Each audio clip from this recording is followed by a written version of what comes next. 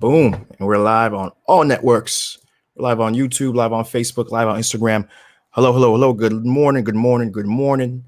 It's Haiti Biz News on the 5th of January. Lots of stuff to talk about today on this very important Haiti Biz News, which is the first Haiti Biz News, not only of 2020, but the first Haiti Biz News of the new decade. And we hopefully will see a Haiti that is in a different place at the end of 2030 rather than where it is currently at the end of 2020.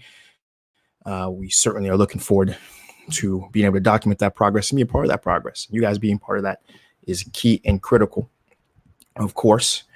And it's, of course, the folks who are coming in, hello, and the folks who are catching the stream after the fact. Remember, we're here Sundays, 11 a.m.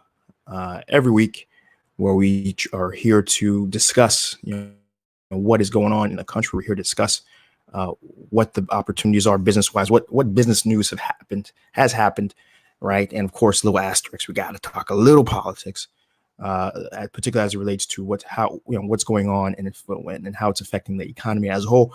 But this is not a political news show. You can get that from 99% of anything and everything on air as it relates to Haiti. We're here to talk business. We're here to talk entrepreneurship. We're here to talk stats, things that topics that will generally drive the country forward.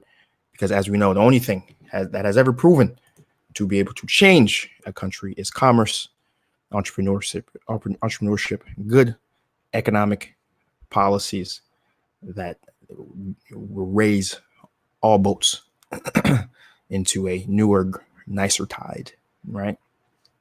Of course, Happy New Year. Happy New Year. Happy New Year. All the folks are coming in. Happy New Year. Of course, we have, we're going to be talking about a lot of different stuff, but of course, the first just happened, right? and this was the 216th independence of Haiti, right? And of course, I'm still very happy with the amount of soup jumeau I ate. It went about two days or so of just soup jumeau. I know a lot of my Haitians here can relate, so that's fantastic. And of course, you always got to appreciate something that, growing up stateside, I didn't really even know until I moved to the country, which is the second in Haiti, is a big, just equally big holiday, Ancestors Day. And that's a day we honor not only the people who had fought in the Independence War, right? Remember, this war, folks may get the impression that it was something that was won overnight. It was like an overnight insurrection that was able to drive the French out. But actually, the War of Independence was a 13-year struggle. You hear me? 13 years, right? Imagine you being in your young 20s. And it wasn't until you're a middle-aged adult that you could say with confidence that you are a free man in a free nation. 13 years, right? And within those 13 years, countless people died, countless people suffered, and so Ancestors Day is really to honor the fact that it took so long to get that and the lives that were lost on the second. And of course, it's a national holiday, so it's important even for those who are abroad to sort of take that second as a day to remember not only those folks who fought, but your own ancestors, your grandmother, your grandfather. I know a lot of us in the diaspora were raised or had a very large relationship with a grandmother, for example, who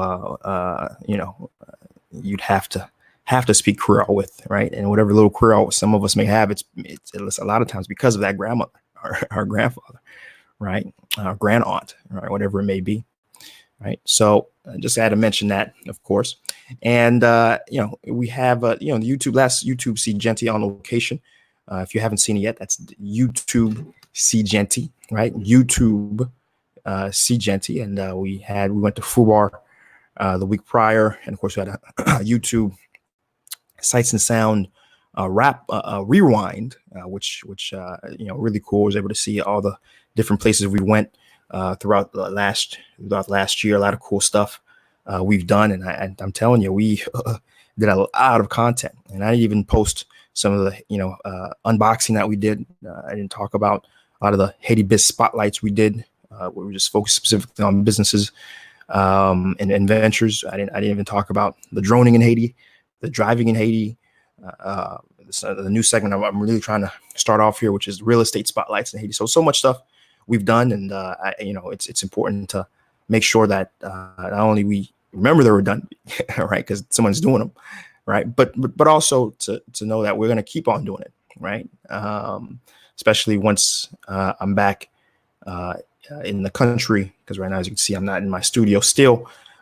Later this month, we're looking to very aggressively get back at it and producing content on that weekly to bi-weekly schedule full time, right?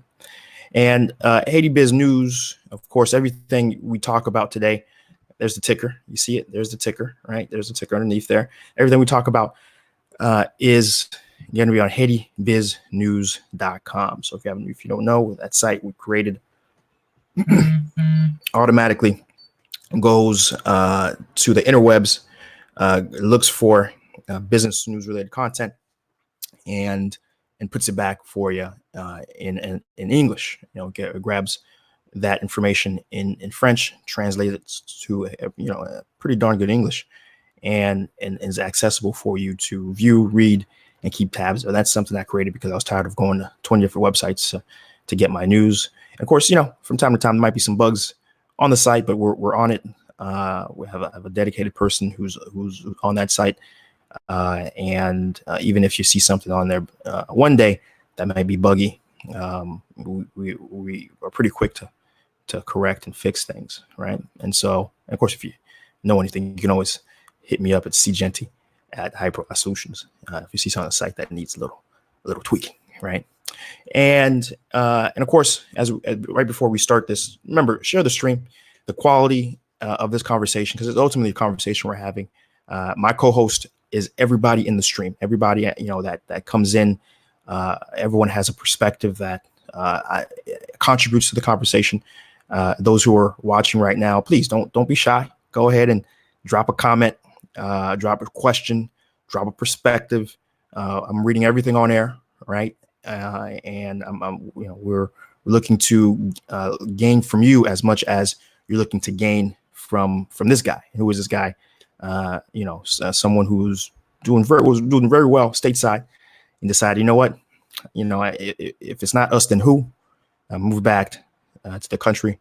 I've since engaged in several entrepreneurial ventures. Currently, have a venture that's doing relatively well with 10 plus employees. But additionally, my background in economics has allowed me to see things differently at a macroeconomic level, and be able to, what I think, analyze and provide that sort of feedback back to you guys in a way that's understandable, right? I hope you guys tell me if you're understanding, right? And so that's why we're here. In addition to being someone who is physically doing things, I know that I myself alone isn't going to change the country. So it's important that I and we create content to inspire others of every and all backgrounds to come back to Haiti and engage, because first off, it's possible, right? First off, it can be done, but we need to make sure that folks know that it can be done, and so that's why we're here. That's why we have this show. That's why I do all my content, is to key in on that desire to see the country change, and us, all of us, to be a part of it, right? So I'm seeing some folks here. Judy Ducatel, good morning. Jean Bissanth, good morning. Joel Cruz, good morning. Shana Mil, good morning. Jeffrey Morelas, good morning. Rande Vincent, good morning. And Damanucci, that's more of an Italian right there. Damanucci, definitely good morning. And of course, IG, good morning. All the folks coming in now, good morning. Happy to see you guys in the live today, and look forward to reading your comments. Right. So let's jump into the news today, right? And first and foremost, let's get some of the politically relevant things out the way. Jovenel Moise, king first of his name. First and foremost, we gotta mention that We are officially in the era of King Moise. The mandate of every legislator in the lower house ended formally, and all but a very small amount of senators, I believe 10 out of 50, still have their mandates, and certainly unable to hold decorum, so they can't meet, right? So as of really the 2nd, but I'm hearing more formally the 13th of January, the official rules of engagement now is just the executive branch is able to rule by decree up until there can be some sort of elections. And so we're officially in the era of King Moise, right? As you know, he is someone who can rule unilaterally and do anything he may choose to be appropriate. He may wake up tomorrow and say, you know what, everyone needs to wear a pink shirt to represent Cali, and anyone who doesn't wear a pink shirt can go to jail. Now, of course, the population won't necessarily take that arresting, right? But legally he could do that, right? And this is really the time I've mentioned before. If Moise was able to weather the storm, and of course it was quite the storm we've been in the past few months. If he was able to weather the storm, we're going to see what sort of person he is, right? Is he a benevolent dictator? Will he be benevolent? Will he do things in the interest of the state while he has unlimited power, right? And now we're going to find out. Now we're going to see truly if this man was all talk, or if he really does have a desire, a connection, a will to do the necessary things to get the country out of the hole, right? Of course, he has expressed that he does want a unity government. He has been trying to work with opposition people to get a prime minister to potentially be able to either extend some of the terms, even though that'd be unconstitutional, but extend some of the terms of the senators to be able to hold decorum and do legislative work. And I have not heard anything as far as holding elections. I have not heard that from any camp, but certainly there is a push to try to put there's no other word for it, some sort of skeleton legislation up, just to be able to, at the end of the day, truly get international aid money. A lot of IMF funds, a lot of world aid from different direct governments and world bodies are being withheld because there is no functioning government in any constitutional definition of the form. And so that is something which is really driving Jovenel's desire to put something up so he can argue, well, we have a government, we have this, right? And that's really his only motivation at this time, to put up or advance the democratic process. It makes, from the perspective, not to say necessarily the guy is coming at it from a dictatorial sense, but put yourself in his situation.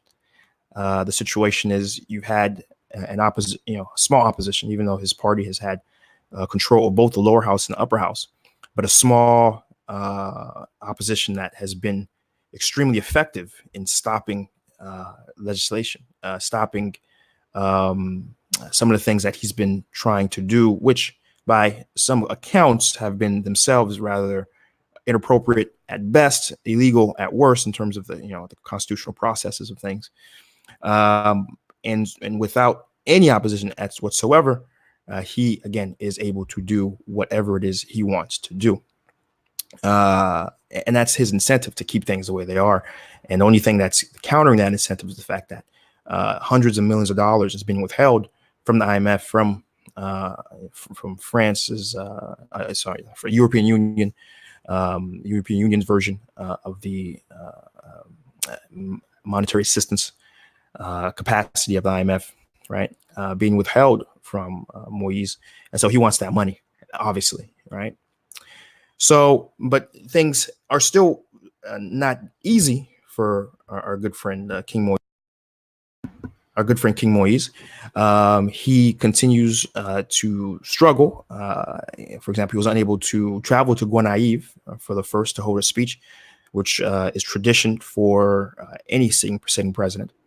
And a very big win for the opposition, the fact that they were able to force him not to be able to hold a speech in Guanaive. And of course, during his speech that he was able to give on the first, he discussed the failure, right, of the 24 initiative, electricity initiative. What was that? He said in 24 months, he was going to be able to provide the country, not even this particular city, but the country, 24/7 electricity, right? And obviously that has not happened. In fact, things have gotten tremendously worse electricity wise in the country, especially since he's taken over private electricity providers, their sites. Well, it was the sites of the state, but these private vendors or contractors were running these sites on behalf of the state. And King Moise decided to take that over as what he's perceived as punishment to the elites who are the owners of these contracting companies, and his perceived participation of these elites in these protests, right?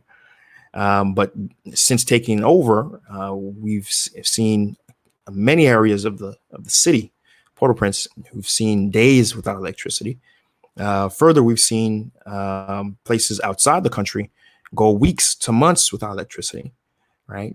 And although there's been a slight amelioration of electricity only recently, it's still touch and go, and it's still nowhere near the 24/7 electricity initiative. Now, even in his apology, he blamed the elite, saying that the elite did not want things to change, and did not really discuss anything he's done in getting the country to where it's at. Now, I won't go and repeat every little bullet point because those who've watched certainly know that a lot of this has been Jovenel's fault, right? But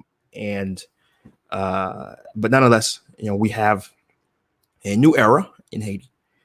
We have King Moise ruling by decree until the end of his term, and ultimately we will see history will show what he has done for us, right? I'm not on one side or another, right?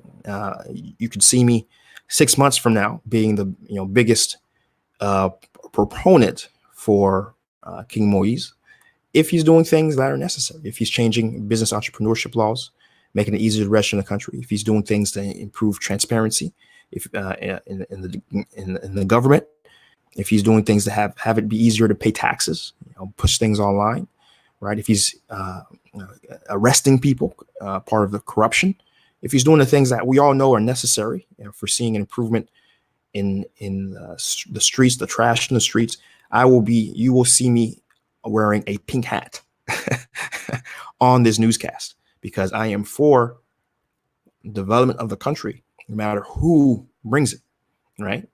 And of course, if things continue the way they are right now, I will continue to be of the other side, which is wanting a change, wanting someone else in there to help drive that change and opportunity for the country, right? That's where I'm going to end that right now, and we're going to continue to watch, and we'll continue to see how things formulate. Right now, the biggest moves politically again are the Haitian state taking over electricity, and the fact that Jovenel Moise is going to be ruling by decree starting really technically now, but I think more formally on the 13th of January. Okay, so let's take a look to see what folks are saying. We got Purple Zebra XX from Iowa. From Iowa, it's cold up there, isn't it? Good morning. We got Evie Arts. Non difficile, oui. I'm do Evie seulement. Evie, bonjour mon frère. Et AV. Okay, no problem. We got you. AV. All right, we got you, AV. And so we got Ayibobo Wu. All right. Lamu Ogis Obas is in the stream right now. We got Joel Cruz. What kind of power can the president exercise now? You couldn't do before anything. Does not the law have certain limits? Joel Cruz, he can do anything.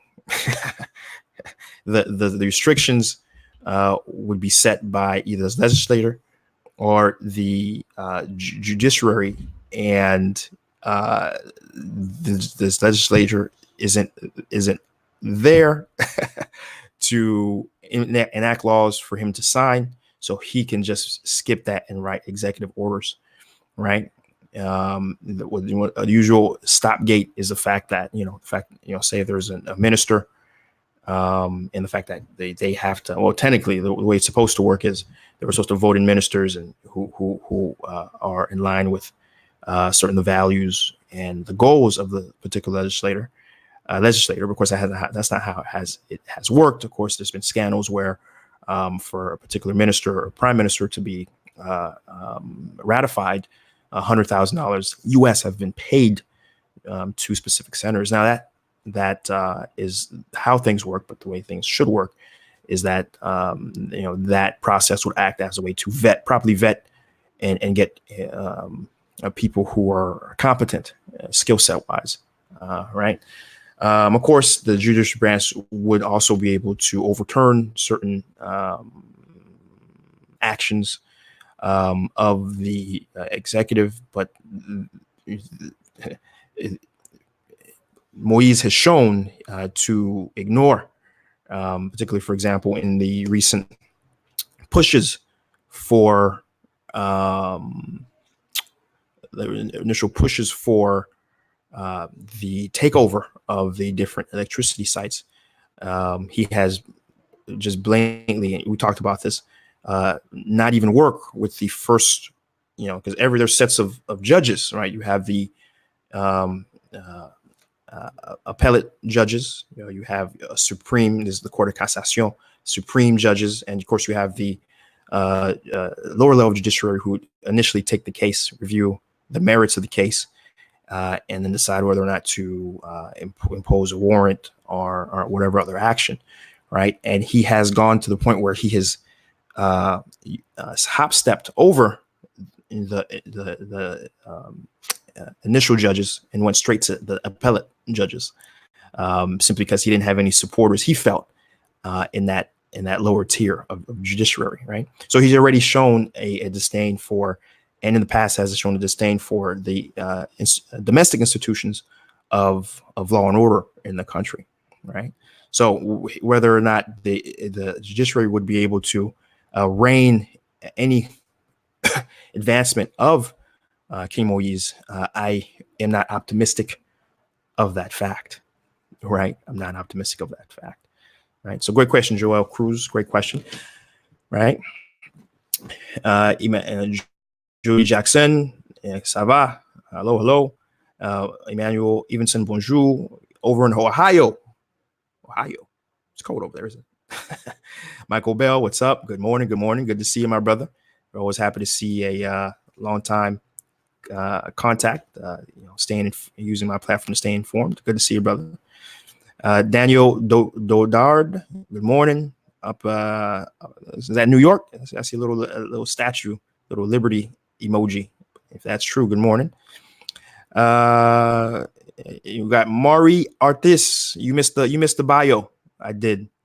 After this submission, go ahead and rewatch. I did give a little bio, and that should explain to you, why the English is so perfect. Jean Bisante. Hopefully, legal process makers are followed instead of devolving into old school déchoucage. That's from Jean. We got more subjects saying hello, right? All right. So let's keep moving. One of the first news stories I do want to talk about is the fact that DENEPA is the public works department. They handle a lot of things related to, I guess you'd say, sanitation in the country. May it be actual trash pickup, but more importantly, sewage and things of that sort. DENEPA is the government body that handles that. And I can tell you that they've been performing a very quiet, humble job in the country. They've had more and more and more increasing role in development, and the little development I've seen in the 3-4 years I've been in Haiti. It's been a big in part by and of the NEPA. Now, for example, they've been putting water mains throughout the Petronville area, allowing many homes to connect directly to the city's water, which is, again, functions very much like here in America, right? And the water is clean enough, at the very least, maybe not to drink, but certainly clean enough to do laundry, clean enough to wash dishes, and take showers with, right? Which has been very useful for many folks, and not having to pay for Communet, and the prices are pretty competitive for that. The NEPA announced that they've most recently put 5 drinking water systems in different cities across the country, including Tibaron, including Anglais, Port-à-Piment, Woshaba, Port-Salut, right? And they're moving forward about 40 or so percent in development for a lot of these things, and they're moving forward. So it's good to see that sort of development. We do hope the NEPA continues in their capacity, and certainly we'll report. We'll try to follow up with these development items as they complete. Right. We do want to talk about a very big developing story, and of course we were very slow to talk about this, as we always are, because whenever anything happens in Haiti, and when it comes to Zin, folks always do want to try to be the first to break it, and as part of breaking it, they disperse a lot of misinformation, right? We here at Haiti Biz News like to hold off and wait a little bit, and ultimately see, is it really a business related story or not? But we need to talk about this.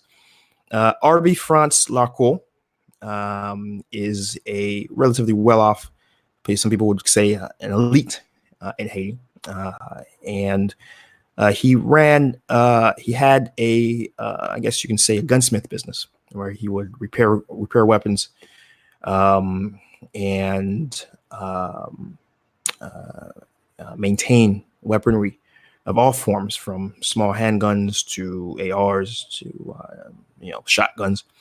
In fact, had a contract with the state to help with their police, and help keep their weapons in line and in check, and also had a small relationship to be able to trade, not necessarily sell, but at least trade some older guns for newer guns, etc. But that license ended back in 2012.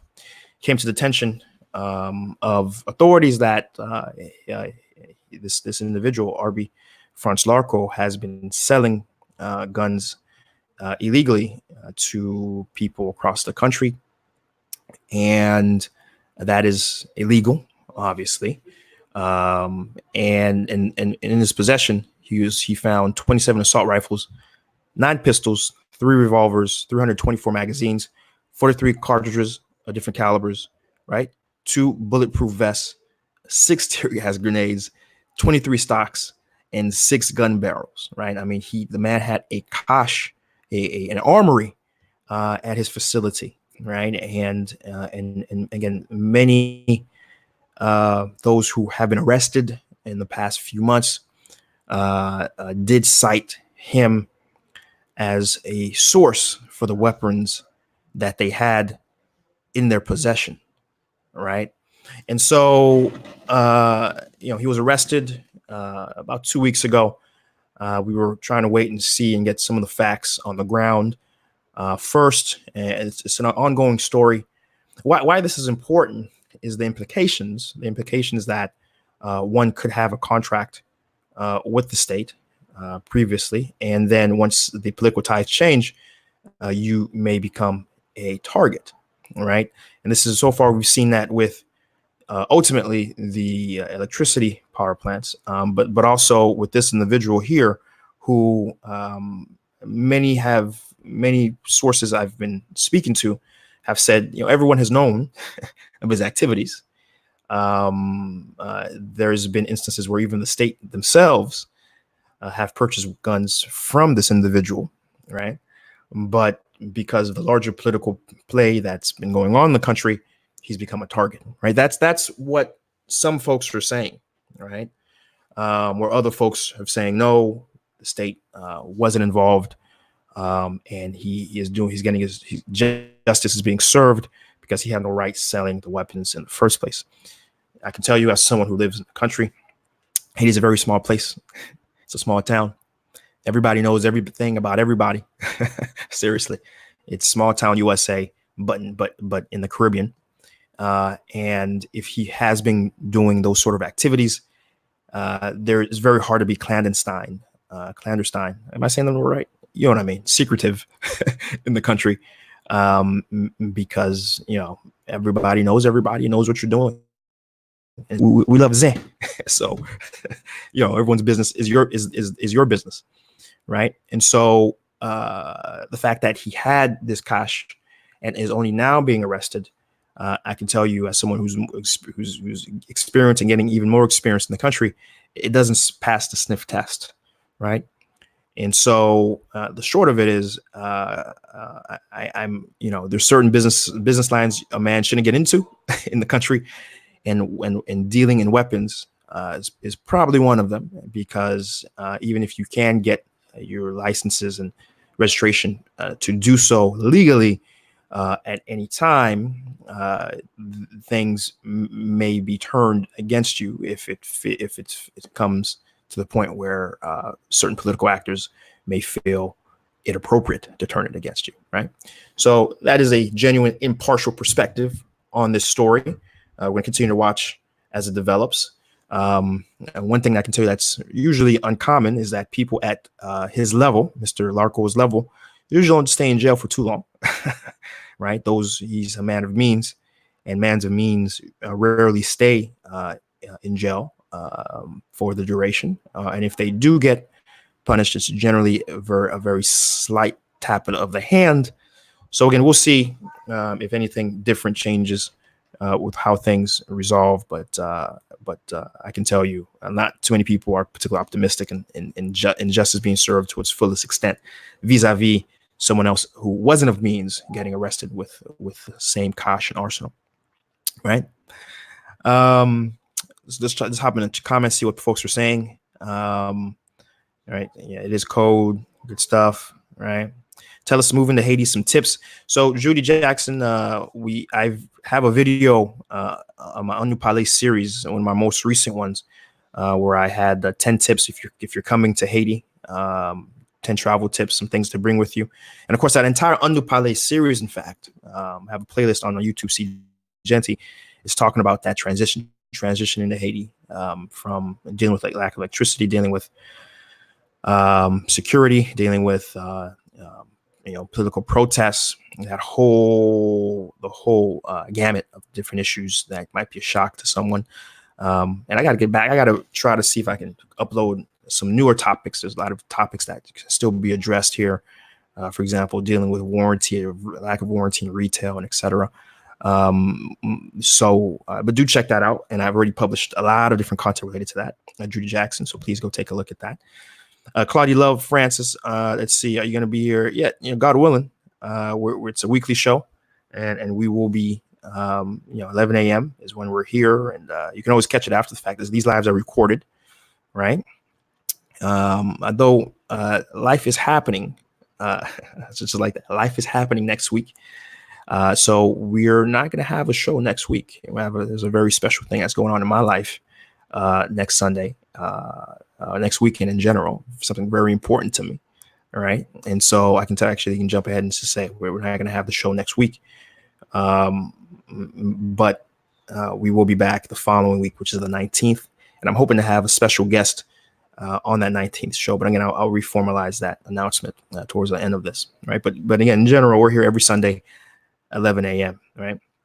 Edwin William, hey, happy New Year to you. Happy New Year, right? We got Mari Arthas. Yeah, good stuff, good stuff.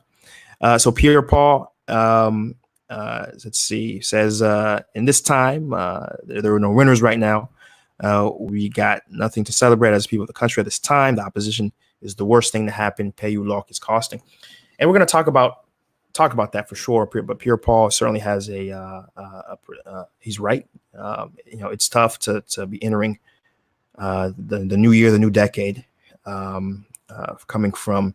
This is the first time we've been in the negative GDP wise since the earthquake. Actually, this is the first time we've been negative GDP, and worse, it wasn't even a natural disaster. It was a man-made set of disasters. Man-made in the sense that it's the people locked in the country, but also the leadership running the country so poorly, i.e., deciding to raise gas prices by 50%. By allowing the economic environment to degrade so much that the good drops by 40%. Inflation has consistently been 20%. By not working with the elite of the country to rein in the import-based economy to help focus on producing locally and domestically and providing incentives. Both in tax, but also in direct financial incentives to help these folks build production and processing and facilities and focus on agricultural domestically. A lot of things that could be done, but aren't being done. And that's one of the reasons we're here where we're at right now, entering the new decade in such a dismal situation in the country. You're absolutely right, Pierre Paul. I can't argue with that. That's a perspective that we have to appreciate. We can blame others for the state of the country. Certainly we can. French indemnity, a geopolitical hegemony that doesn't like the fact that we have a self-independent Black nation. We can blame all that all we want. But at the end of the day, what are we doing domestically to improve the situation? We're not doing much, right? So thank you for that, Pierre Paul. Thanks for that comment. Tamir Jimenez, Happy New Year. Good to see you in here. Thank you for being in here. JXL, Happy New Year. Happy New Year. First time I'm seeing you. Hope I see you again. Right. We got Purple Zebrex asking, do you know if you still get a NIF number if one of your parents was born in Haiti? So great question. Yes, you still get a NIF number. NIFs are absolutely critical they're basically your social security number. So you have to have it. If you're and the laws did change in 2011. So long as one of your parents was born in Haiti. If you were born in Haiti, great, right? You just have to give your birth certificate, your Haitian birth certificate. If one of your parents were born in Haiti, you need your birth certificate, your American birth certificate, or wherever you're at. In addition to the birth certificate of one of your parents that clearly shows they were born in Haiti, and then you can start the process to, in effect, become a dual citizen and become a citizen of Haiti, and with all your rights afforded to you, i.e., being able to own land, being able to open up a business, being able to vote, all those things are afforded to you once you have your NIF, right? So, that is correct. A lot of Haitians don't know this, right? And a movement I would love to see, the only political movement I would love to see truly would be one where there is a voter registration drive of sorts where we push to get the diaspora to come back to get their voter or their national identification card, which also acts as their voter card, and that involves the NIF, right? And then around election time, whenever it happens, to have the diaspora be able to fly back and vote. And most importantly, vote for candidates that are going to push to make it easier for the diaspora to participate in the economy. And one of the proposals of amendments for the prior year, because before the parliament had dissolved, there was a push to try to amend the Constitution to allow for the diaspora to have specific senators there to represent them. There was the proposals to allow that if you're a U.S. Haitian citizen or Haitian national, you can vote at a Haitian consulate near you, to allow basically voting from a distance. And all those things still aren't, and most importantly, allow the diaspora to hold any office. When you have 80% of your educated peoples living outside the country, it becomes very important to be able to tap in that talent. That's one reason why Israel has been able to be so successful so quickly. They made it absolutely important, right?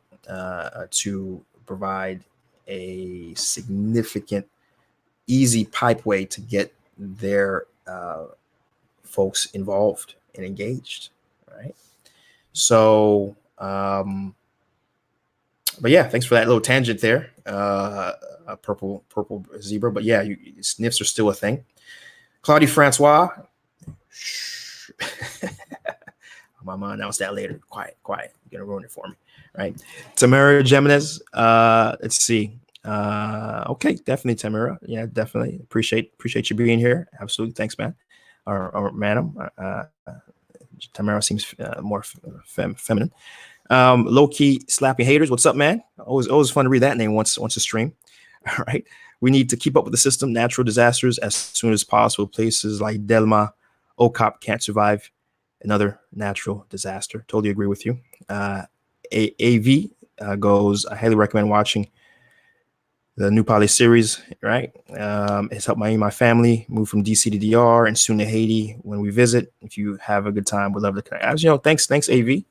You know, AV has watched it and has agreed. It's been helpful. And there's a lot more. I got to try to work on dropping at least one new Anupale series a month. So I'm going to put a little mental note on that and see if we can re-engage that aspect. But thank you, AV, for watching. And I'm glad it's been of help for you. And of course, you know, whenever you are, and that goes for anyone who's watching the stream, who wants to personally network when they're in country, just my contact information is below. My email is seejeanty@hypro.solutions.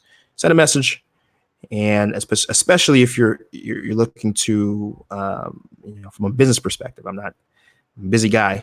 So just meeting folks just to meet folks isn't something I can do. But particularly if you're looking to engage from an entrepreneur perspective, have concrete ideas and want to discuss how to actually navigate the web that is Haiti, certainly I make time available for that. And I don't charge. I remember one thing that bothered me very much was there was another YouTuber that I watch who's actually, she's still very much involved in doing things very similar to how I do things. We'll talk about her issues running a business in Haiti. And I remember wanting, when I was first transitioning, wanting to tap into that network and kind of just because as you saw, I'm not a man of just discussion. I'm a man of action. And for 30 minutes, wanted to charge $300. I'm like, yo, are you not here to help Haiti or not? Right. And so I made sure not to necessarily, be that selfish, to keep the country first. Right. But of course, there's a balance between my time and being able to do that. But again, my contact information is going to be below. Feel free to message, and we can, if we can't meet directly, we can at least start a conversation of how to be successful in the country, more specialized to what you're trying to do. Right. Karine Nunali, good. Happy New Year. Definitely. Great to see you. Great to see you in here. Right. Yeah. You know what? You're right. Maybe one of my first things could be a segment on dual citizenship, right? How to get that process going. So certainly look out for that, Karine. Thank you. Right. Thank you. Yep. AV's taking it slow, visiting multiple times. Fantastic. That's the way to go in the country. Right. Claudia Love. Relax. Ken, what's up, brother? What's up, Ken? All right. Ken, good to see you in the stream this morning. All right. Or this afternoon. I'm looking at it's 12 now. Good afternoon. All right. Good stuff. So let's move on to the next news story. And that really has to do with more of a wrap up, a year in review. I wanted to provide us, right, where we had two massive protests happening. One in the first half of the year, and the second massive one was later in the year, and just reflect in part of the frustrations that drove so many people to hit the streets. The fact that many people will try to cast this past year as one that was simply the elite, trying to get King Moise out, but not recognizing the level of difficulty it's been for so many people for so long in the country, and the fact that there has been no change, no substantial change. I know right now I'm sure a lot of folks have been seeing the year of return in Ghana, and that's brought over $1.9 billion of activity on the low end. That's just a conservative figure. I'm hearing figures as high as 2 to 3 billion actually from some sources, and truly, before the run up of the year return, the government was spending millions of dollars to help improve the infrastructure of the country. For the past few years, they've made it policy to allow it to be very easy for an African American or anybody really coming from the West to be able to move back to the country and invest. You're able, in fact, in Ghana, you're able to start a business in 10 minutes. I'm going to say it again. You can have a registered LLC in Ghana in less than 10 minutes. Right. And the process to become a citizen is very streamlined. And the process to become a resident is even more streamlined. And the moment you relocate, you're able to vote immediately in Ghana. Right. That's Ghana. Right. And the rewards of such inclusivity is being seen. The proof is in the pudding. Right. Ghana has one of the strongest economies going into it. I'm sure the things you've seen through your social media feeds, those guys of you who have friends who've participated in the year return this past week or two, you've seen for yourself. Wow, Ghana! Wow, it's a beautiful country. Look at that. There's development. There's cars. There's roads. There's fun, but yet history and connectivity. It's incredible, right? And Haiti is very far from that. Even though Haiti had the campaign, Haiti's open for business under Matali, nothing of substance really was done to help improve the situation for an entrepreneur coming into the country, or just for a layman, just a regular person trying to come back. And so, and of course, I'm not to really, give a proper year in review. It would have to dive a little too much in the politics because so much of it was politically sourced. But I can tell you from a perspective of business, it's been rough. It's been rough for a lot of people. A lot of businesses have been closed during this time. For example, the most notable closure has been the Best Western in Petronville closing their doors. A lot of other resorts and facilities have temporarily closed and are still temporarily closed, but they do intend to reopen, and some have actually to some extent. Some have, but it's difficult. It's been difficult for many industries, particularly in tourism, that was struggling and trying to really be a source of economic progression. And to the point where, to understand the context, we've had 2.2% growth in the past 10 years, right? This is 2010 to 2020, right? Or 2019, 10 years, 2.2% growth. Last 5 years, we've seen about 0.8% of GDP growth. Last year and this past year, we're going to see negative 2%, right? Negative 2% GDP growth, right? And remember, we have a GDP population growth rate of about around hovering, between 2%.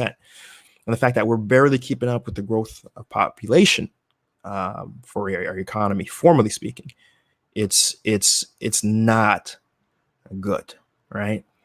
Again, the 10-year anniversary of the earthquake is this January 12th. Okay, it is January 12th. Okay, and by all accounts, Haiti is in a place that isn't much improved, right? By all metrics, right? Though we do have less people who are living in camps, that we can say that has decreased to an almost non-existent amount. we can't really peg our hats to much other improvement, though I can tell you, as someone who's in the tech space, there has been improvement in the quality, relatively speaking, relative to Haiti itself. There's been improvement in the connectivity space, where data has become more stable. May not necessarily become cheaper, but data has become more stable. In 2012, NatCom had announced that they were going to start providing fiber, and they've rolled out fiber very aggressively to many parts of the country. I use NatCom fiber. Access Haiti has created a version of fiber themselves that uses satellite dishes, right? And even recently, within the past few months, Digicel has become extremely competitive with their data. For as low as 25 good, you can get a gig. 25 good is the equivalent to pennies. Very minimal amounts.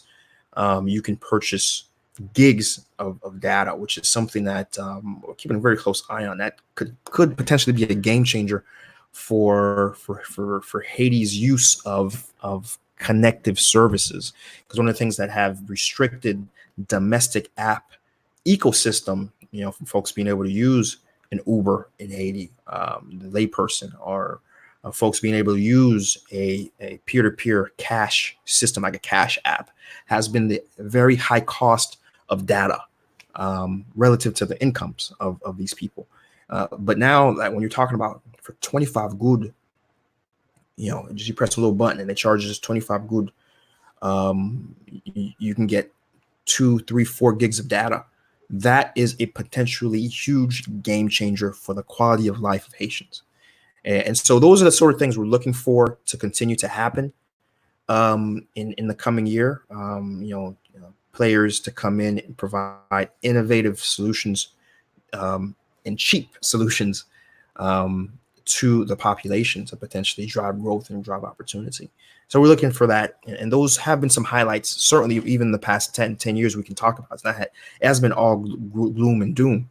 There has been advancements in that area. And I can tell you a lot of the capacity for youth employment could increase considerably if we could get the infrastructure of electricity and internet connectivity to be more standard across Haiti, right? We can certainly get, because if we could get more folks able to leverage their skill sets online to the international market through freelance gigs, through being virtual assistants, being able to look for those opportunities themselves at the comfort of their home, certainly, we could see a huge improvement, as is done in the Philippines, as is done in India. I don't know how many folks who may be in real estate and may use, or whatever business, and may use virtual assistants online. They'll know that a lot of them come from India and Philippines, and a lot of them are just people with internet connections at home, because India and the Philippines do have electricity 24/7, and that's affordable. Do have internet, very fast internet that's available and cheap, allowing folks to individually be able to engage those activities rather than having an institution to have to do that and pay for generators, pay for backup batteries, pay for rent, massive rent, just to be able to house and furniture and all those different things that institutional outsourcing companies in Haiti have to do, right? So those are certainly the opportunities that exist if we could get at the baseline of some of the issues going forward, right? And that's certainly one of the big prospects for 2020, getting those sort of infrastructures in place, right? But we'll see. I think I'll end this particular part of the segment to say, we're looking for Haiti that takes itself seriously. We're looking for a Haiti that is going to be able to have a hard look at itself and really do things, run by a group of people who do things that are in the interest of the country itself and not interest of themselves. And ultimately, again, as I mentioned at the top of the cast, with Jovenel Moise now being able to rule by decree, we will see if he is able to push forward policies that will allow those sort of activities specifically to come into fruition. right? But beyond that, I think we're going to have a relatively short cast today. I think we're only an hour into it, which is, I know folks are like, an hour? We're only doing an hour today, Chris? What's going on? What's going on, man? Especially we came from a 2-hour show last week. But remember, we're trying to pack in 2 weeks of content into 1 week. And so which was drove the time up a little bit. And so we're going to that's probably where we're going to end it. Because, the holidays have been very quiet, relatively speaking. Hasn't been much specific news stories per se to bring in. But though there were some stories of note, but they didn't really necessarily provide concrete things to present to you all. Right. Let me take a look at the comments here before we formally wrap it up. But let's take a look and see what folks are saying. Good morning, JP Ball. Good morning. Thank you, brother. First time I'm seeing you here. Hope to see you again. Yeah, Judy Jackson for sure. You know what? I promise you guys. Certainly in February, there will be a new parlay where we talk specifically about dual citizenship in the country, specifically about the process behind being able to vote in the country. Right. And so we're going to have a specific new parlay for that. We're going to step by step give you the process of how to go about that. Right. So I promise, look out for that. That's going to happen in February for sure. Promise you. All right. Let's see. Lita Midget. Hello. Good to see you, my dear. Always a pleasure to see my returnees. Good to see you.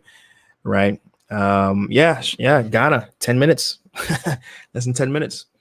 Right. And what's funny too is that I know of a few people who came to enjoy the year of return. The year of return is more of a touristic thing, more positioned towards seeing the country and knowing that you can travel there, but there is a component of coming back and staying and investing. And I know a few folks who came in really just to kind of see things and travel and just kind of do for the more fun stuff. I know for a fact they've decided to open ventures in the country, right? They've decided to open business ventures and put their money in the country because they see the opportunity that exists. And a big part of allowing them to do that is the fact that it takes 10 minutes to register a corporation in Ghana. Right. So, right. So that's, and I'm seeing that's where we can end it. And so I want to just share a personal thing that's happening. Your boys finally, starting this year with a significant life event. Your boy is going to be off the market. That's why the ring is here. Sorry, ladies. Sorry. Officially, formally done. Have a marriage ceremony happening. Very small thing, very small event happening. And I want to keep that private. You won't be much stuff on social media per se on that, but just want to let folks know that is happening. And that's one of the reasons why I won't be on air next Sunday. Next Sunday. It's happening next weekend. And so I want to focus my attention on that.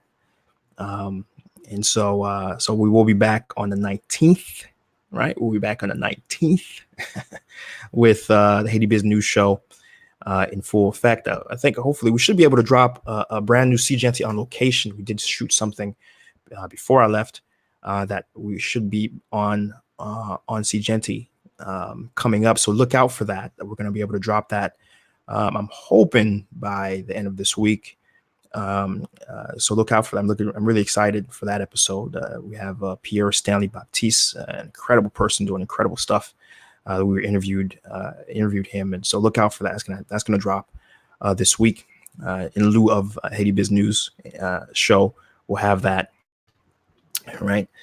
And of course, we have so much content on our Seejeanty channel. If you haven't seen any of it yet, do say take some time. If you're new here, YouTube Seejeanty, YouTube Seejeanty, right?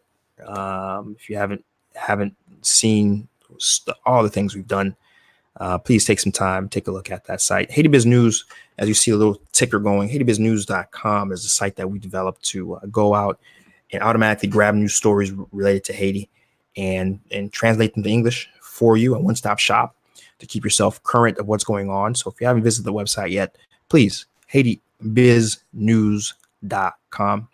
And as always, share the stream, right? Those who share the stream at the top of the cast, definitely appreciate you.